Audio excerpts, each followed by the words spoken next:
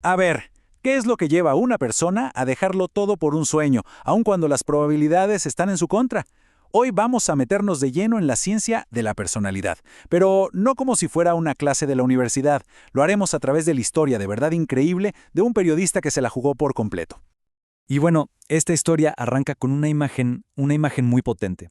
El periodista Carlos Calderón dice que su primer invierno en Buenos Aires no lo midió por el calendario, sino por el cartón. El cartón que lo cubría del frío en la calle. ¡Wow! Esa sola frase ya nos dice todo sobre la determinación que marcó su vida entera. Escuchar algo así inevitablemente nos lleva a preguntarnos, ¿de dónde sale esa garra? ¿Qué es lo que nos moldea, lo que nos convierte en lo que somos? Y bueno, esa es exactamente la gran pregunta, el meollo del asunto que la psicología de la personalidad busca responder.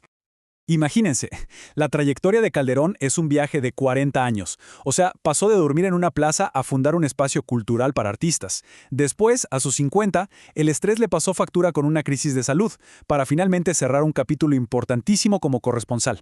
Es una vida con picos altísimos y valles profundos, ¿no? Justo el tipo de historia que nos sirve para entender mejor todo esto.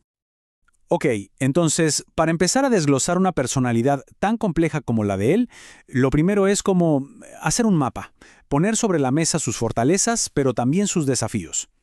Y cuando analizamos su perfil, salta a la vista un conflicto súper clásico. Por un lado, su pasión por la verdad, su resiliencia, lo catapultaron al éxito. Pero por otro lado, esa misma independencia feroz, esa autosuficiencia, es probable que también lo haya llevado a aislarse. Y esto es clave, nos muestra cómo nuestras más grandes fortalezas pueden convertirse a veces en nuestras mayores debilidades, una verdadera paradoja. Y con esto llegamos al concepto clave de todo este análisis. ¿Qué es la personalidad al final de cuentas? Pues la psicología la define como ese conjunto de patrones, ¿no? De características organizadas y consistentes que nos hacen ser quienes somos, que influyen en cómo pensamos, sentimos y actuamos en diferentes situaciones. Básicamente es lo que nos hace únicos. Muy bien, ya que tenemos el qué, o sea, ya mapeamos cómo es una persona, ahora viene la pregunta del millón, el por qué. ¿Por qué es así? Claro, y esto nos mete de lleno en el debate de siempre. ¿Naturaleza o crianza? ¿Una persona como Calderón ya nació con esa determinación en su ADN? ¿O fueron sus vivencias, sus luchas, las que lo forjaron? La psicología no tiene una sola respuesta, sino que aborda esta pregunta desde distintas perspectivas, como si usara diferentes lentes para mirar el problema. Exacto. Cada una de estas teorías nos da una explicación diferente. Son como distintos ángulos para entender las fuerzas que moldearon una vida tan intensa como la de Calderón. Si lo vemos desde la perspectiva psicoanalítica, la de Freud, por ejemplo, podríamos pensar que esa necesidad tan intensa de Calderón de hacerse un nombre, de triunfar, podría tener sus raíces en conflictos no resueltos de su niñez, en algo que lo marcó profundamente en sus primeros años. Pero si cambiamos de lente y nos ponemos el humanista, la cosa cambia. Esta perspectiva se fijaría menos en el pasado, en lo inconsciente, y mucho más en sus decisiones conscientes. Desde aquí, su historia no es producto de un conflicto infantil, sino una búsqueda activa y deliberada de un propósito, de alcanzar su máximo potencial. Una historia de libre albedrío. Ahora, uno podría pensar que todo esto es pura teoría, ¿no? Algo para discutir en la universidad. Pero no, la pregunta es, ¿cómo se aplican estas ideas en el mundo real? Y la respuesta es bastante sorprendente. Se han vuelto una herramienta fundamental en un lugar que quizás no nos imaginamos, las empresas, el mundo corporativo. Sí, así como lo oyen, para las empresas, entender la personalidad no es un ejercicio filosófico, es un negocio. Es tratar de ponerle un número a rasgos como la resiliencia o la creatividad para poder predecir quién va a rendir mejor en un trabajo. Es pragmatismo puro y duro. Y para eso, siguen un proceso súper estructurado.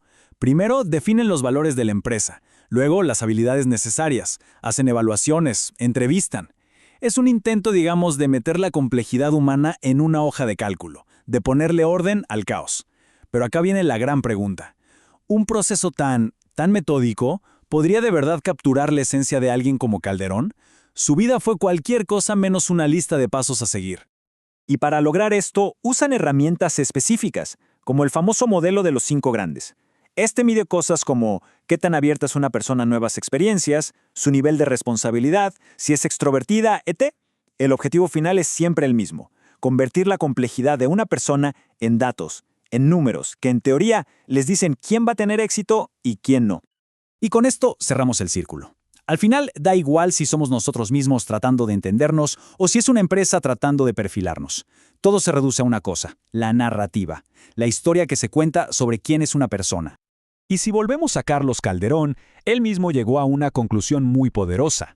Se dio cuenta de que entenderse a sí mismo no era cuestión de armar un perfil perfecto, sin fallas, como el que buscaría una empresa. No, el verdadero objetivo de todo esto, de entender la personalidad, no es sacar un buen puntaje en un test. Es poder construir una narrativa propia que sea honesta, una historia que acepte nuestras luces y nuestras sombras, nuestras fortalezas y nuestros desafíos, y que entienda que estamos en constante evolución.